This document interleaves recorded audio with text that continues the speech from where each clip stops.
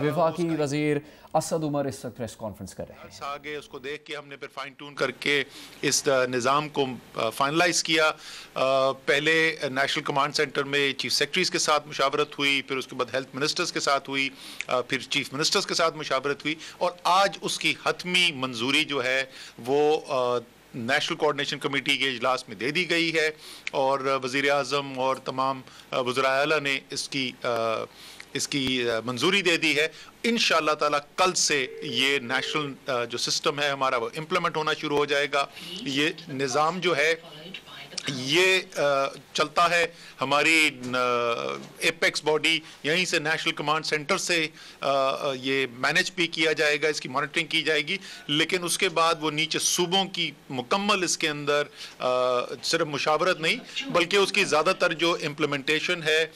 जो अमल दरामद है, वो होना भी जो है वो सूबों के ज़रिए होना है और वो नीचे तहसील के लेवल तक जाता है। जो सूबाई इंतज़ामिया की हमारे लोग हैं और सूबाई हेल्थ मिनिस्ट्रीज़ के जो लोग हैं वो इसके अंदर भरपूर शिरकत करेंगे। इसके अलावा इंफॉर्मेशन टेक्नोलॉजी के जो इदारे हैं वो इदारे इसके अंदर एक अहम किरदार अदा करेंगे और इसके अंदर वफाक की सिविल और मिलिट्री जो ऑर्गेनाइजेशंस हैं वो भी शामिल हैं इसके डिज़ाइन के अंदर और इम्प्लीमेंटेशन जो है वो सूबाई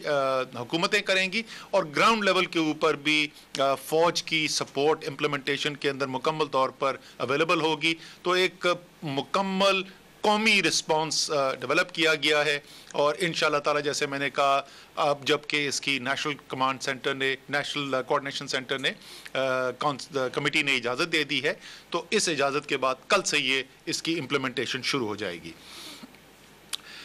तीसरी चीज़ जिसकी वज़ीर आज़म ने हिदायत दी थी वो पावर डिवीज़न ने अपने फ़ैसला फ़ाइनल कर दिया, उसकी नोटिफिकेशन भी निकलने वाली है और इंशाअल्लाह ताला रमज़ान के महीने के अंदर सहर और अफ्तार के औकात पर कोई लोड शेडिंग नहीं होगी। किसी भी मुल्क के हिस्से के अंदर सहर और अफ्तार के वक्त जो है वो लोड शेडिंग नहीं की जाएगी। नोटिफिकेशन के अंदर इसकी सारी तफसीलात भी पावर डिवीज़न की आ जाएंगी कि एग्जैक्टली क्या औकात हैं जिसके अंदर ये मेंटेन किया जाएगा। लेकिन इंशाअल्लाह ताला पूरे रमज़ान के अंदर चाहे आप पाकिस्तान के किसी भी हिस्से के अंदर रहते हैं सहर और अफ्तार के वक्त लोड शेडिंग का सामना आपको नहीं करना पड़ेगा। एक और चीज़ जिसको हम आपको बताते रहते हैं जैसे जैसे हम आगे चल रहे हैं, पाकिस्तान की तारीख़ का सबसे बड़ा फलाही एक रिलीफ का काम हो रहा है जो एहसास इमरजेंसी रिलीफ प्रोग्राम है। तो आज तक की जो सूरत हाल है जहाँ पहुँचे हैं 57 लाख ख़ानदानों तक ये पैसा अब तकसीम किया जा चुका है और 69 अरब रुपया डिस्ट्रीब्यूट हो चुका है। जैसे आपको याद होगा कि ये जब ऐलान किया गया था इस प्रोग्राम का तो उस वक़्त तखमीना ये लगाया गया था कि तकरीबन 1 करोड़ 20 लाख ख़ानदानों तक पहुंचा जाएगा और 144 अरब रुपए जो है वो डिस्ट्रीब्यूट होने थे। तो आप समझ लीजिए कि तकरीबन हम निस्फ उसका मुकम्मल कर चुके हैं। बहुत बड़ा एक पाकिस्तान की तारीख़ का सबसे बड़ा ये प्रोग्राम हो रहा है तो वो भी अल्हम्दुलिल्लाह चलता रहेगा, रमज़ान के अंदर भी ये जारी रहेगा। आखिर में जो मैं आपसे बात करना चाहता हूँ तमाम पाकिस्तानियों से, पहले तो मैं आपको मुबारकबाद देना चाहता हूँ। रमज़ान का महीना आने वाला है, हम सब के लिए, हर मुसलमान के लिए अहम तरीन महीना होता है, इबादत का महीना है, अल्लाह ताला से रुजू करने का महीना है और उम्मीद ये है कि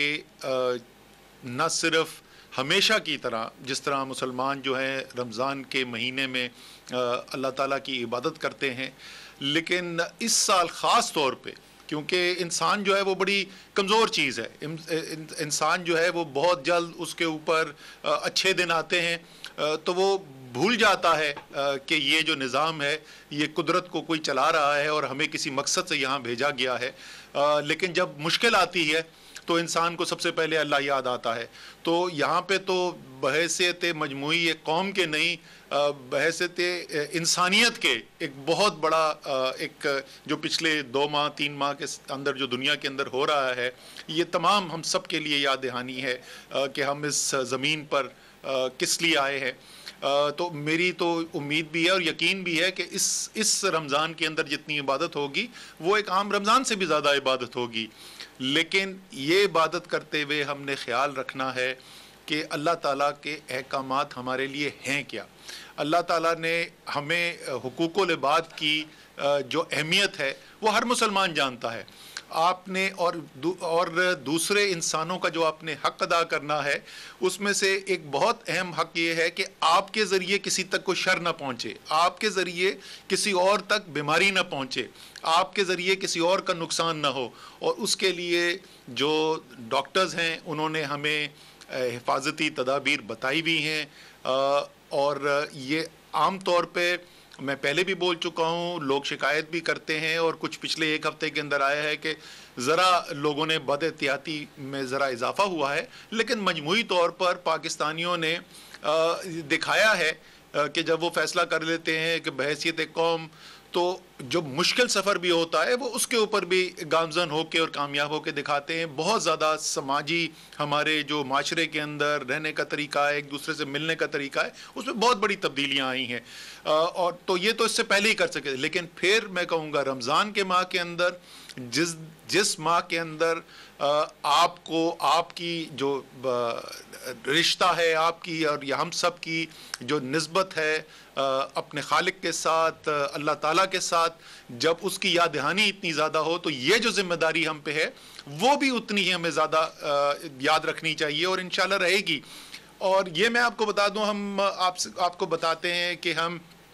بڑی سائنٹیفک بنیاد کے اوپر جو ماہرین ہیں اس سبجیکٹ کے, ایپیڈیمولوجسٹ ہیں, ڈیٹا سائنٹسٹ ہیں, ان کی مدد سے مستقل یہ کرتے رہے ہیں کہ آگے دیکھا جائے آج سے 2 ہفتے بعد, آج سے 4 ہفتے بعد, آج سے 2 مہینے کے بعد یہ بیماری کے پھیلاؤ کہاں تک جا سکتا ہے. اس کی وجہ سے اس کو پورا کرنے کے لیے ہمیں جو صحت کے نظام کے اندر صلاحیت میں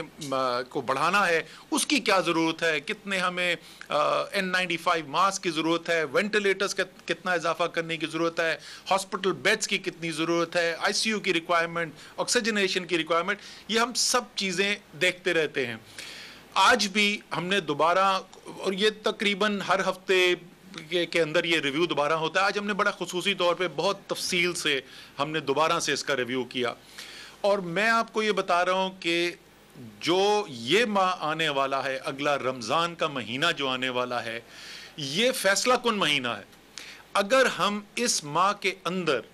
وہ حفاظتی تدابیر جن کی احکامات بار بار ہمارے ڈاکٹر صاحبان نے ہمیں بتائی ہیں, ہم دل سے خلوص نیت کے ساتھ ان پر عمل کرتے رہیں گے تو انشاءاللہ تعالی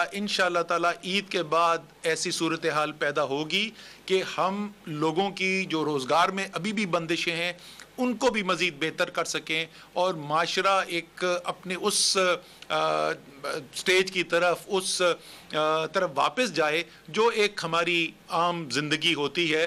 فوری طور پر ایسا نہیں ہوگا, لیکن وہ عمل جو ہے وہ انشاءاللہ تعالی شروع ہو سکتا ہے عید کے بعد. لیکن خدا نخواستہ اگر ہم نے بد احتیاطی کی, اگر خدا نخواستہ ہم نے غیر ذمہ دارانہ طرز عمل اپنایا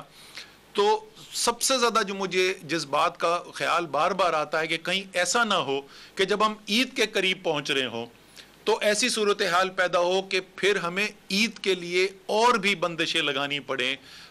یقیناً انشاءاللہ تعالیٰ ایسا نہیں ہوگا. اللہ تعالیٰ کا کرم ابھی تک ہمارے ساتھ رہا ہے, لیکن اللہ تعالیٰ یہ بھی کہتا ہے اپنے بندوں کو کہ جو اپنی حفاظت کے لیے اقدامات کرنے ہیں وہ تمہاری ذمہ داری ہے. اگر ہم اس پہ عمل کریں گے اس میں کوئی شک ہی نہیں. رب العالمین جو ہے وہ غفور الرحیم ہے, ابھی تک انہوں نے کرم کیا ہے, اللہ تعالیٰ نے کرم کیا ہے. انشاءاللہ تعالیٰ